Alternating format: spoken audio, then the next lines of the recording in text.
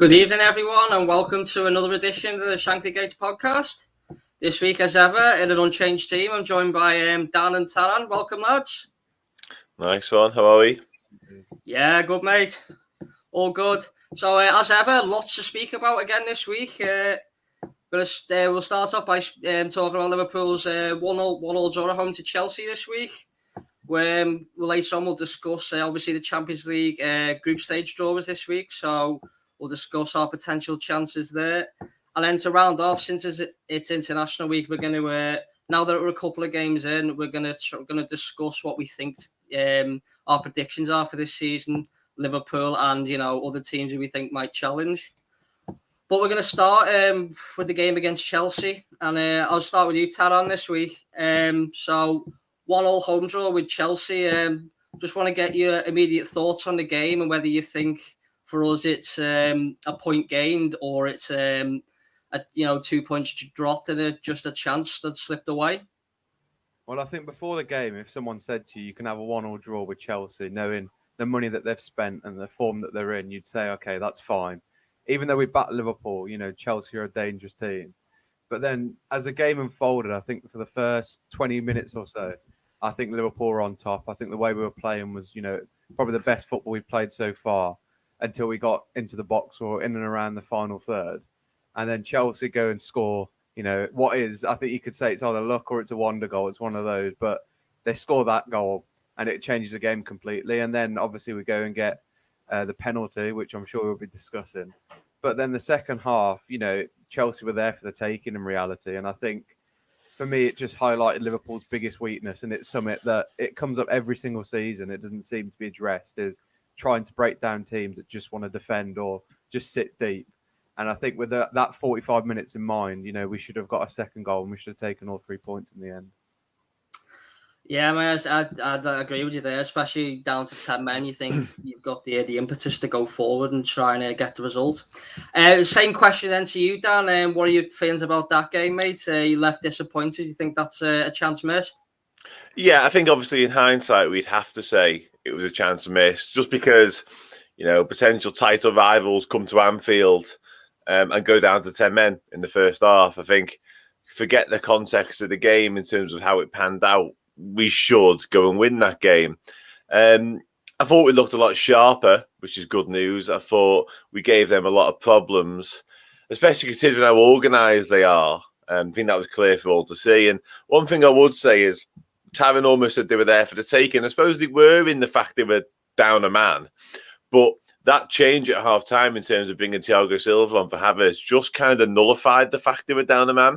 All it meant was they couldn't really hurt us going forwards. They were very resolute still. Their defensive shape didn't change whatsoever because they lost a defender because they were able to swap it. So I think Tarran's right in, we've seen against low block teams in the past of worse quality than Chelsea that we do struggle to break them down. But breaking that Chelsea side down second half yesterday when he didn't want to come and play necessarily, and rightfully so, was always going to be difficult. So, yeah, I'm disappointed. But if you'd have offered me a point at the start of the game, especially going 1-0 down, I'd have probably took it. Yeah, I think the key is obviously we remain unbeaten. We haven't lost any ground at all to certainly Chelsea anyway. But the game did obviously turn on a red card. But just before that, of course, Tarran, Chelsea got one. You already mentioned it, Chelsea got 1-0 up from the corner for one. Whether you say it's a wonderful goal or a bit of luck from Havertz. Do we have to have a look at the defending there? Because it's certainly when I was at the game, it certainly seemed like a free header at the near post. Yeah, I think early doors the defending was a bit shaky. I was quite concerned about Matip being alongside Virgil van Dijk. I know we've talked about how good he is, but I think he wasn't in the first half the player that you thought we needed to sort of combat Lukaku, I guess. And I think that commentators mentioned it. Maybe it was that sort of focus on Lukaku that led to that goal in the terms of everyone was so focused on marking him out that people almost forgot that there's players in that Chelsea team that can cause damage. And I think at the front post, when you've got Harvey Elliott and Robbo trying to compete with Havertz and, they let him get in front, I think you have got to say, well, someone's got to do better there. Either someone's got to get in front of him or challenge him better. So, yeah, like we've said, it's either a wonder goal or a lucky one. but I think you've got to take responsibility, and I think Liverpool needs to do much better in defending that. Yeah, I'd have to agree. Certainly, from set plays, you always think it's soft goals to concede from set plays, and it just seemed like another one there. And yeah, we've gone 1-0 down, but yeah, we reached basically the major decision of the game. We changed the game completely. Dan, the incident for the Mo Salah penalty, the handball on the line from James. A couple of things really. First off, we will speak about VAR and actually how for once it was used correctly. For me sat on the side of the ground. We could all see it was a clear penalty, so it was good that they actually cleared that up. And then secondly, itself, I've seen a lot of people online actually question whether it was a penalty or not, which for me I do find quite ridiculous. So I don't know what your thoughts are on it, mate. Yeah, you can't. Firstly on VAR, I suppose, yeah, that was pretty swift and pretty accurate use. So that was good news. No mess around for Anthony Taylor either, and didn't need long to look at it. Just had one clear look, and that was enough. So that was good news. In terms of the decision, I don't see how people can argue with it myself. I get the fact it's come off his thigh first, and that is a bit of a hindrance. And in many ways, I can sympathise with Reece James because I do think it's just a natural reaction for him to want to stop the ball going in his goal. Unfortunately, as an outfield player, you're not allowed to stop it going in your goal by punching it away. So I feel like it was a no-brainer for the officials to suggest sending him off and Anthony Taylor to actually send him off, because it wasn't just the fact he stopped the ball with his arm on the goal line. There was a motion to make sure the ball got away from the goal line.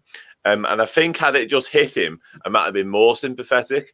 But the fact there's a genuine sort of thrust to the forearm to make sure the ball disappears is a little bit conclusive and a little bit, you've got to go. And I was baffled that he was baffled because he's fully aware of what he's done. So I was quite confused as to how he didn't really understand what had gone on. No, mate, absolutely. Yeah, it's that forward motion, the thrusting of the arm. I mean, I get it. It is a natural reaction. It's unfortunate it's come off his thigh. But yeah, it'd be the same question to you, Tarran. Do you think that was worthy of the red card? The fact, he's on the line stopping a clear goal scoring opportunity. Yeah, I think Dan's pretty much summed it up quite perfectly there. It's a sweeping motion that's pretty much cleared it off the line. I think opposition to it, you could say that if the shot had been in the box and someone had taken it and hit his knee and then gone off his arm, that you wouldn't be able to give that as a penalty. And I think if it was given, you'd say, well, that's just not right. But the fact it's on the goal line, and if it's not swiped out the way by his arm, it's a clear goal. It's quite obvious then that it's got to be a penalty and he's got to be sent off.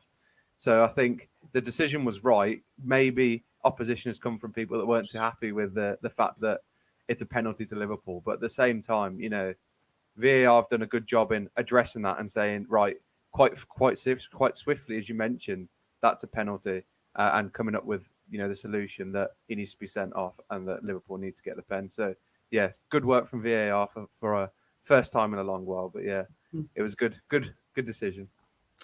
Yeah, I think we're all in agreement here. It's definite penalty and definite red card. We'll go into the second half, Dan. Obviously, we come out. Chelsea made the double substitution, and basically, essentially say to us, "What have we got?" So, how do you think the second half went? Obviously, we had loads of possession, but what is it that we lacked? Why couldn't we get that decisive second goal? Yeah, so I've got a couple of theories on this. Probably the bench strength comes into it in terms of an attacking sense. And the fact he'd already brought Jota on for Firmino, obviously Firmino was carrying a little knock. That's probably something he'd have liked to have done probably 60, 70 minutes in, playing against 10 men. Jota can probably impact the game in a different sense at that point. But the fact he's already on the field means we've kind of already played our strongest hand by the time they're down to 10. And we haven't got anyone else to turn to. Like, we've got no Origi. Forgive me. We got no Oxlade-Chamberlain on the bench. And I think we're looking at like Minamino thinking, can you come on and do it? Probably not, if we're going to be honest. So it comes down to a lack of attacking options on the bench, which is something we've all pretty aware of. I'd say for me, Origi's got to go. I've said it before on here. Love him for what he's done, but he needs replacing, because if he can't make that bench, and that could have been crucial yesterday, there's a serious problem. So that's something we could address it with. But like I say, I think the biggest problem was the fact that the card Klopp would have loved to have had up his sleeve in terms of Jota, he'd already been had to play it. So we couldn't change the game in a way that transformed our approach. It was all very samey for like the final 50 minutes. Like I say, we brought Simicast on for Robertson, which might have been a fitness thing. But when you're chasing a game, is replacing your left back for another left back really going to influence things? You know what I mean? No, mate, yeah. I think certainly discussions we've had in the past about, the squad depth. But obviously you brought up, Jota coming on for Firmino. Tarran, we discussed last week when we were previewing the game, who would we want to start? Obviously, Firmino came off when it's come out that he's got a slight knock. I mean, I didn't know that at the game at the time. I just thought, Klopp was sort of, maybe admitting he got it wrong. Didn't know it was an injury. But do you think it was the right decision starting with Bobby? Do you think he had any impact in the game at all while he was on? Or do you think the injury was possibly what was preventing him from doing so? No, I think he did quite a good job, to be fair. And I think against Chelsea, when you've got those two holding midfielders, you do need someone that is going to sort of drop deep and sort of press on them. I think Hendo just wanted to run at whoever had the ball, and I think that worked quite well early on because, it allowed sort of Liverpool to push up the pitch, and it meant that Lukaku couldn't sort of just sit on Virgil van Dijk and just hope to win the ball. But I think as it went later on into the game, and obviously when he picks up an injury, I think we were lacking a bit of influence in and around that area, because I think with Firmino, up until the edge of the box, he'll do wonders for you. But as soon as it gets anywhere in there, he needs that maybe a little bit more desire that I think Jota already has to get in that box and get in the right position. I think that was what we were lacking and probably needed a bit more of in the second half. And, it's a shame that, like Dan said, we'd already played that card. I think I was a bit disappointed.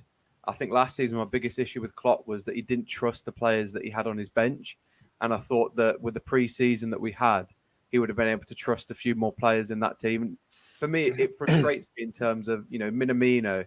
He talks probably every other week, Minamino's close, he's this, he's ready to play in this team, or he's just waiting for his opportunity. And yesterday, for me, it was calling out for somebody who could just work in those tight spaces, get the ball, and either run in beyond, the front three, or just make something happen from the edge of the box. I think Ox was on the bench, but whether he was, fit enough to play, or, Klopp just didn't want him in there. I think there was only one person you could take off in that midfield, and he'd had a masterclass that game, and that was Harvey Elliott. So for me, it just frustrates me that, one, we don't have the personnel, and two, the personnel that we have aren't the ones that Klopp wants to play in the big moments. I think you both have summed it up perfectly, lads. I think certainly squad depth, absolutely. I think Dan touched on earlier, just all too samey. Just not enough variety. What's the plan B if plan A is not working? So it is disappointing. But Dan, Tarran touched on him there. Possibly a slight surprise inclusion to the team. Harvey Elliott, someone obviously was out on loan last season, so wasn't with us, but is another start at home in what is a massive game. That could be essentially a game between two teams fighting for the title. So how do you think his performance went, mate?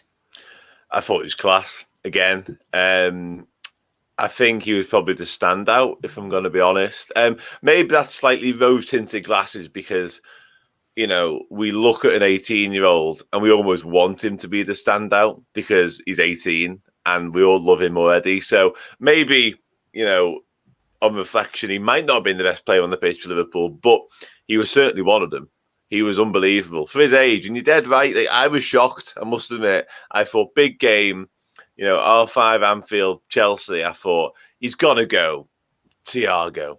He's going to go Oxlade-Chamberlain. He's going to go Keita.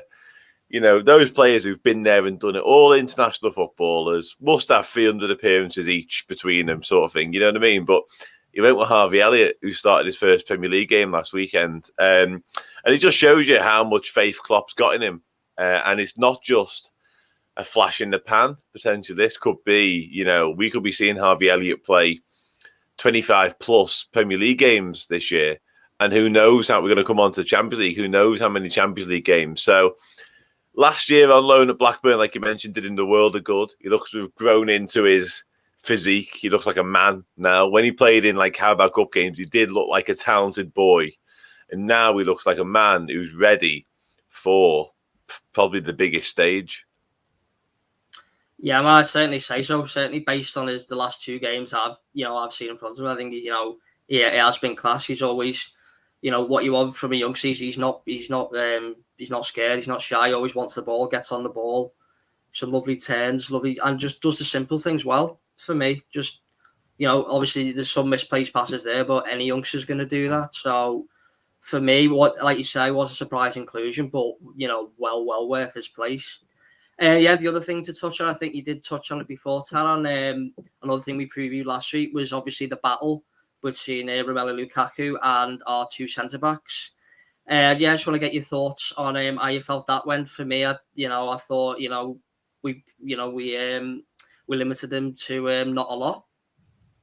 Yeah, definitely. I think I was quite worried when I saw that he was coming to Chelsea and knowing that he was going to be playing against us. But I think Virgil coped with him, from the off very well. I think Matip needed a bit more time to get acclimated to him. I think we knew quite early on that he was going to stand on Virgil van Dijk because that's the side that he likes to play on. But every challenge he had with Matip, he just seemed to brush him aside, and it did cause quite a bit of worry. But I think second half, Matip dealt with him, very well, and I think it was just promising really to see that was our 2 centre back pairing. Performing so well against one of the brightest strikers in the world. So it bodes well for the rest of the season. I think it showed maybe our 2 centre-backs getting back to their old best. So it was promising and, we limited them to not very few chances. He didn't look that sharp either, to be honest. So it was a great performance defensively, but obviously the attack can't really say the same for us. No, man, absolutely. I think we, like I say, dealt with them very well. The only, I may have had 1.5 chance. The only real chance they had in the game was the goal. So for us to limit them to, basically that, I thought, we were excellent. But as you say, it was the attack that let us down this week. But we're going to move on anyway, lads. But we're going to stay on the same game. Obviously, the story that broke a couple of weeks ago after the Norwich game of the homophobic chanting, which was aimed at Billy Gilmore at the time, who was on loan at Chelsea. The chant was I can say, being at the game, I heard the chant, so we all know it was said, but we did discuss whether would the fans take the message in and learn from it. And obviously there was after that game there was a lovely video released on social media between Jurgen Klopp and the founder of Cop Outs. I thought that was a lovely video of the problems of homophobia in football and that. But I'll come to you, Dan. Were you surprised that obviously this chant was heard, and do we think we're going to get change from this? In all honesty, no, I wasn't surprised for a few reasons. One, because it had been highlighted. I almost think the fact that it had been highlighted recently made it even more in the public domain. And that might be entirely incorrect. That's probably the wrong way to go about it. But I think the fact that there'd been grievance from it meant that there were going to be certain segments of the fan base that sung it yesterday. So no, I'm not surprised in the slightest.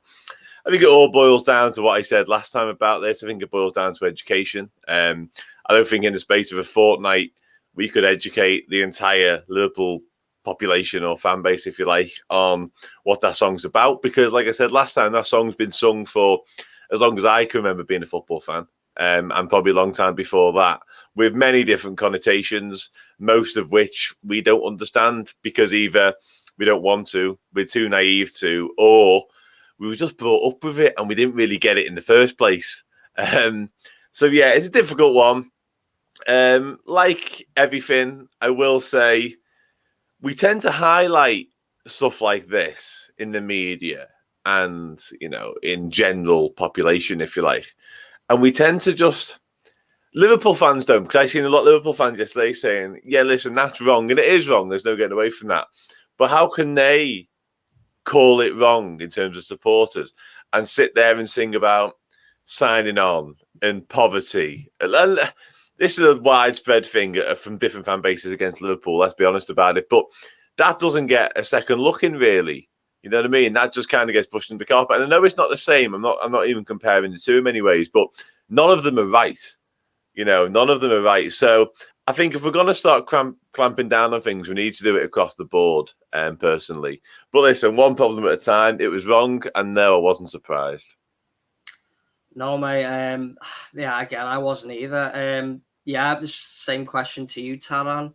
Again, were you surprised? Obviously, either if you heard it or you were made aware that it was sung, and what can we do to eradicate this? Yeah, I think it's the same thing that Dan said, and I echo it completely. It just boils down to education.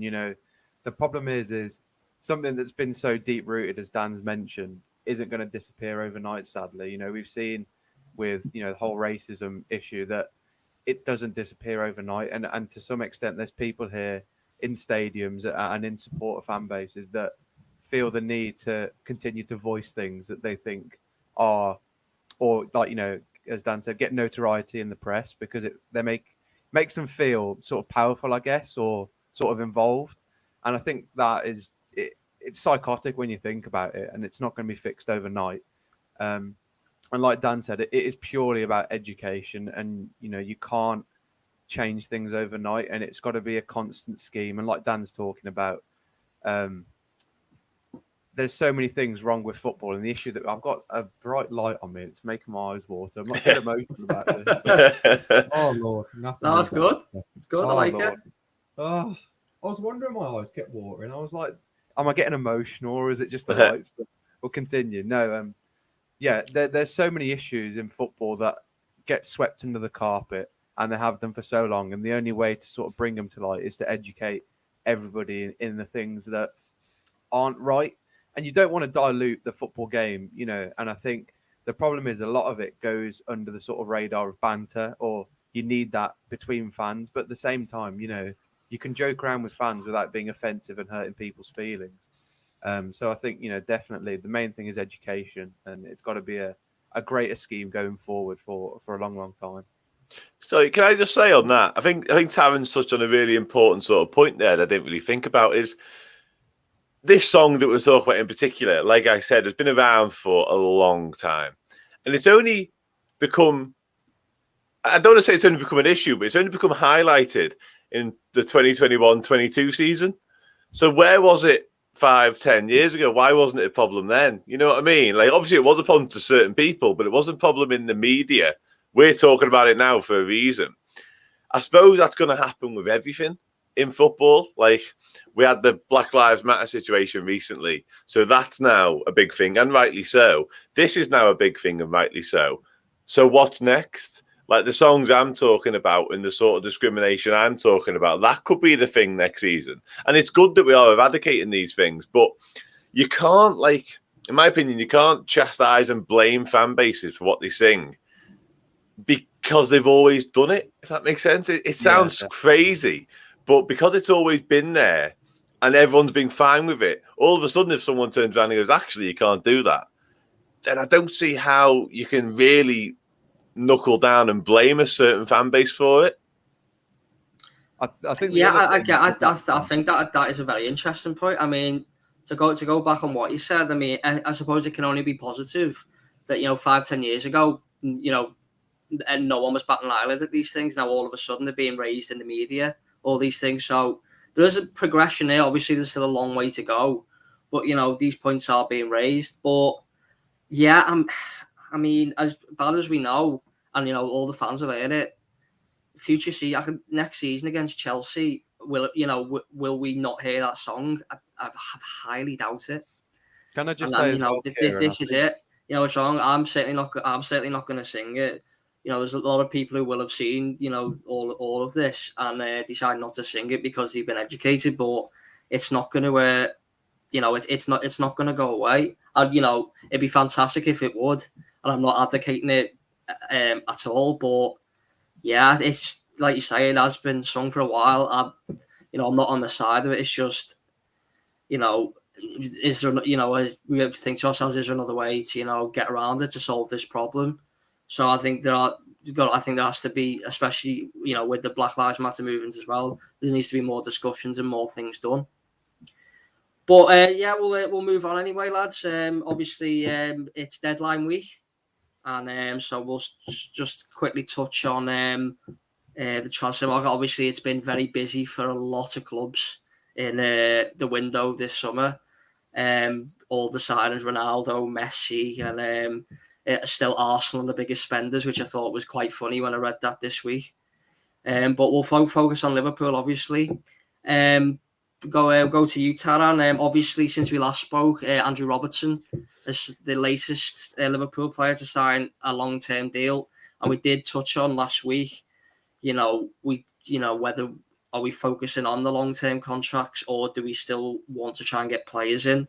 Has the obviously great news that Robertson's signed, extended his contract, but has that basically sort of finalised the route Liverpool have gone this window? Yeah, I think David touched upon it last week, and I think it was a perspective that I never really thought about, is in terms of how much money the contracts actually cost over the period that they're going to be signing for. And when you think about it, the players that we've signed aren't just small fringe players; there are big earners. So that's a lot of money having to be put away to one side in order to fund those contracts. So I think that is probably the business done for this window. I think the issue is that can we really afford to wait another season, knowing that most of our players are aging now and we don't really have that much left in the tank, I'd say, in terms of squad depth. I think there's a lot of money that needs to be spent, not particularly in the first team, but in order to compete, as we were talking about in the Champions League, when you've got a midweek game and you've got a big game on the weekend, are we going to be able to field two of our strongest teams when, we're looking at our group, we've got three stronger teams in there that could possibly all go through. And I think that's the big issue. And I don't think that FSG are willing to address it this summer. And I think that they probably will try and address it next summer. But I think the main issue is the fact that they know that Klopp has pretty much said that once his contract's done, that might be his tenure done at Liverpool. So for them, it's, right, do we wait until he's gone to rebuild the club and just see out the time that we've got with the players that we've got? Or do we back him now and try to do something special? And I think for me, the way that they've behaved in the past year or 2 years since we won the Champions League and the Premier League, it suggests to me that they aren't willing to put their hand in the pocket and say, you know what, we'll back the manager in terms of the players that he wants at the club at the moment right now, as opposed to looking at the future, I guess. Yeah, man, it's a very interesting one, isn't it? Obviously, we keep coming back to squad depth, don't we? It's the thing we bark on about time and time again. So, Dan, again, it'll be the same question to you. Do you think Klopp wants to add these players? I don't think he'll be sitting there happy thinking I don't want anything to change here. Is it solely down to the owners and the lack of money they're willing to put into this side? Yeah.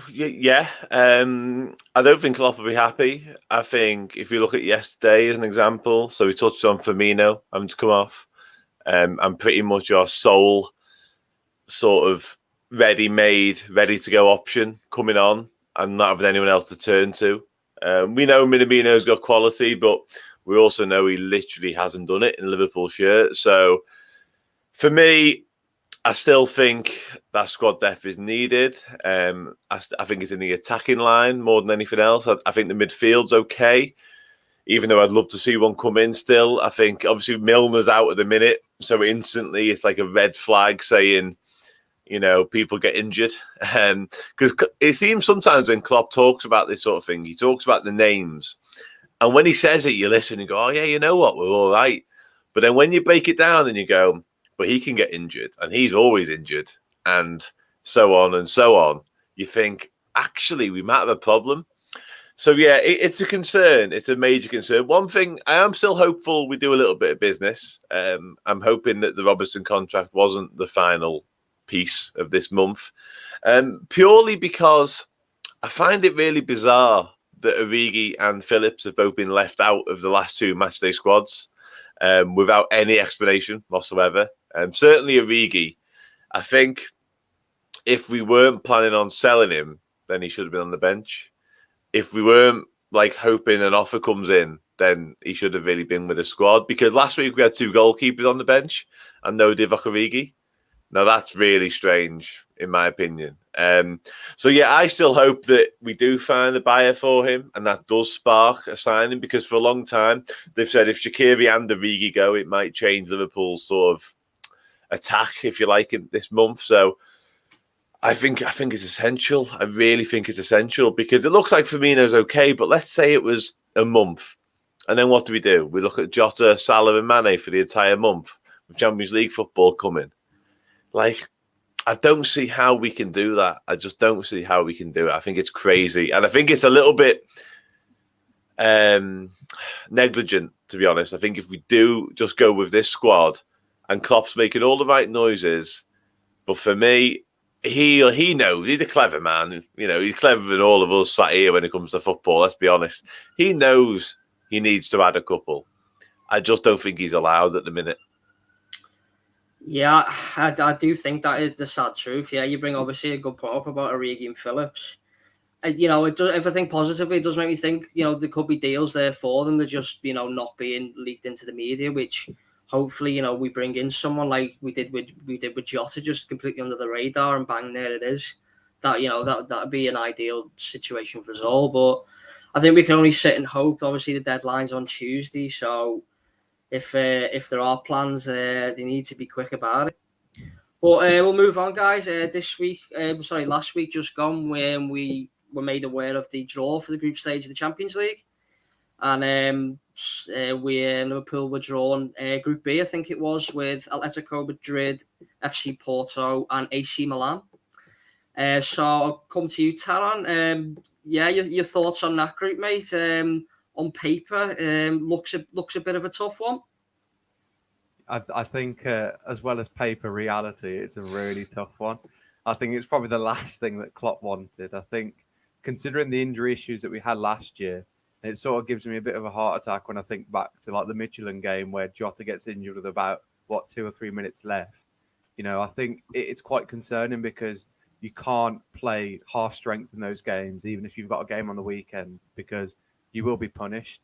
And I think we've seen a few times is that these 3 teams can punish teams, and we know Atletico we've got a history with, and I think there's demons there to avenge. But I think that group, it's quite possible that any of them could go through. I know with Porto we've got a good record, but Porto last season knocked out Juventus, and they had a good run throughout the tournament. So it's a really tough group, and you've just got to hope that Liverpool find a way to sort of get through it and navigate through it quite comfortably. But it'll be quite exciting in terms of seeing the players that we've got in terms of fringe players performing against one of the best teams or some of the best teams in Europe for, how many years now. So that's the interesting thing. And I think, like Dan said, it'll be great to see the likes of Harvey Elliott, how many games he'll play this season and where he'll play in the team. So it's a really tough group, but it only makes Champions League nights at Anfield even more exciting. Yeah, that last point is certainly makes me excited. I'll be looking forward to each and every one. There's, like you say, there's no game off there. There's going to be 6 intense games. Yeah, Dan's same to you, mate. Obviously, we saw, AC Milan as well in pot 4. There's real depth in this group. Yes, there is. Yeah, I think AC Milan, for the name AC Milan, obviously we know it's synonymous with finals, but there's a lot more of gravitas attached to the name as opposed to the actual quality of the team right now. I think they've got better over the past 18 months, but they were in the wilderness for quite a long time before that. I think we've got to remember that. But listen, good group. I'd have rather that pot 4 team was that team from Moldova, if I'm honest. Yeah. But at the same time, listen, it's Champions League, innit? So it's got to be tough. One thing I will say in terms of our qualification hopes is I think 6 points against Porto is massive. And that sounds quite obvious, but I don't think Atletico and AC Milan will get 6 points from Porto. The chances of Porto losing all their group games are really quite slim. So if we can beat them both times, all of a sudden our sort of hopes go from like 70% chance to 90% chance, if you like. So they're the important 2 games for me, as well as our home games. So unbeaten at Anfield, pick up 6 from Porto, and I reckon that's us through. And it sounds really simple, but that's how realistic it is. Like, I think both away trips to Madrid and Milan will be difficult for obvious reasons. Anyone who's with it, Atletico Madrid make life difficult regardless of where they are. We've seen that at Anfield last March. Like, they're a tough team to break down, especially when their keeper literally turned into some sort of superhuman, like, saving machine. He was ridiculous that night. But yeah, great group for like the nostalgia and the nights at Anfield and the European trips. You know, there's some good trips there as well. So that's good news. And we didn't get Napoli, which is probably... we didn't get Napoli because we couldn't get Napoli. I'll just say that. Had they been in it, we would have got Napoli. But yeah, not getting them is probably the best thing that could have happened.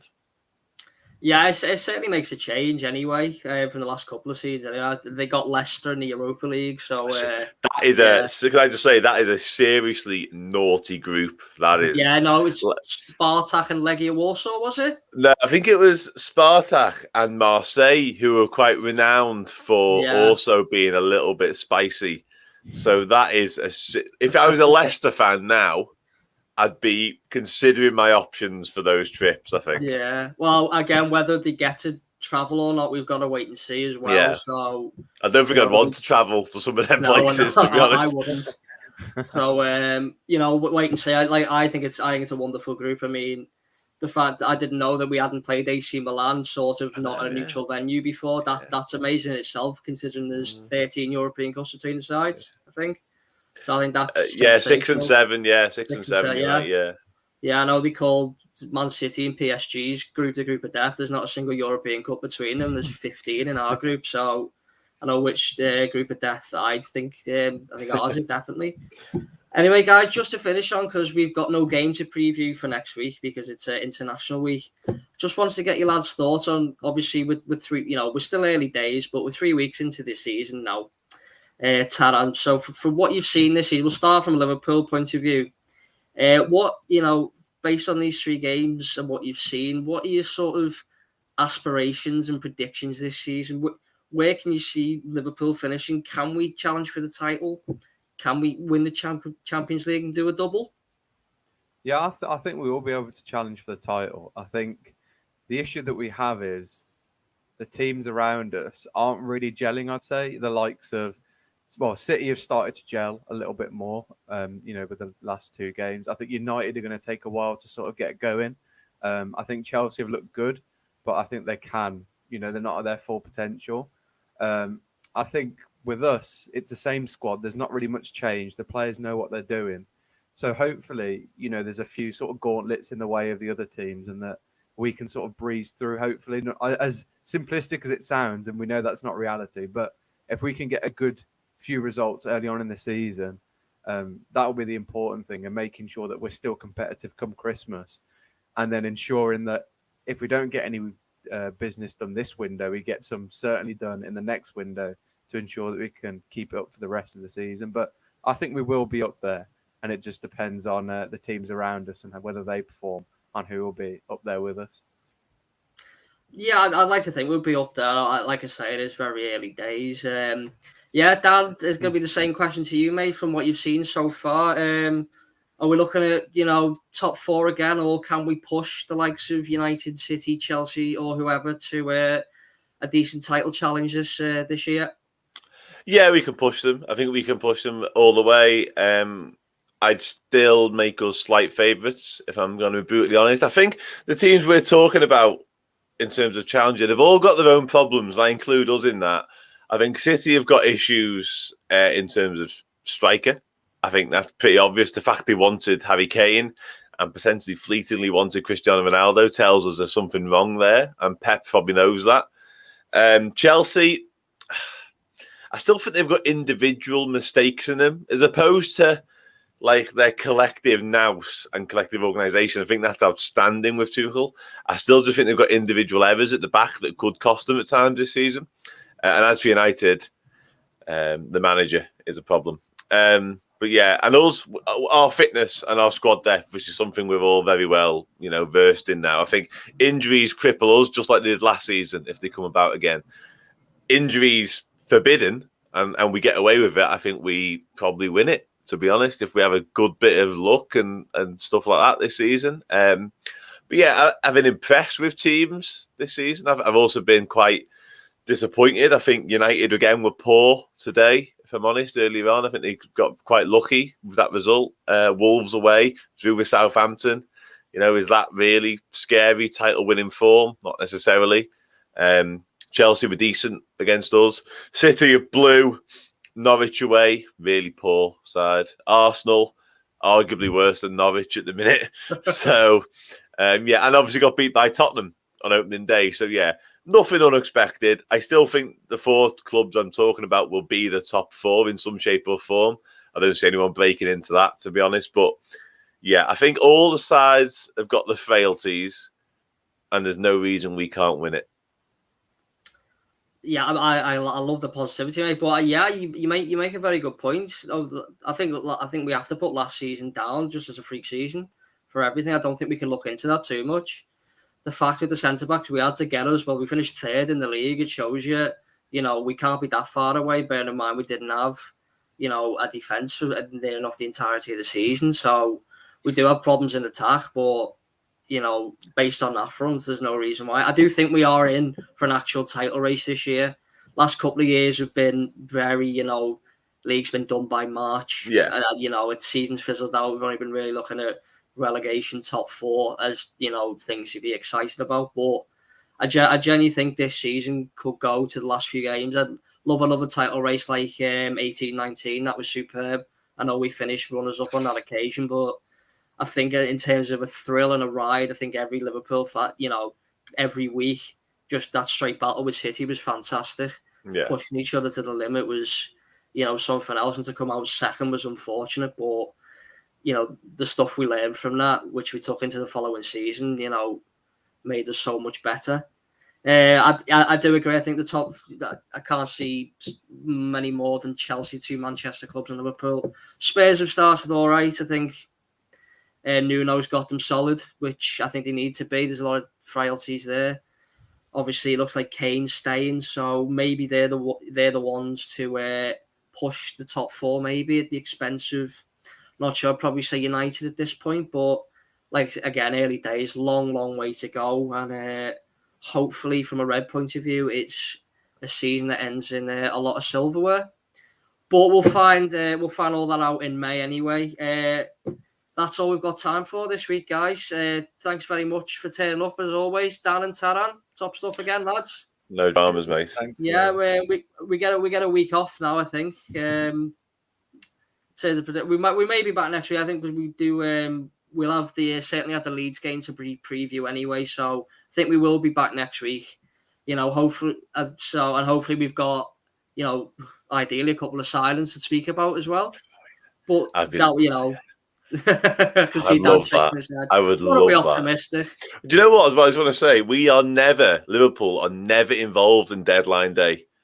In my living memory, I don't remember us doing hardly anything. Goings on deadline. But that was years ago, wasn't it? That was years ago. For the past 5 years, let me rephrase that. We haven't been involved in deadline. I'd love it if we were busy on deadline day for once. Yeah. No, again, we've spoke about it. I hope so as well. If we get 1 or 2 in, certainly a forward player would be fantastic. So I hope we will be back next week, hopefully with the news of the silence that we are going to get. But till now, guys, it's been great having you along, and we'll see you next week.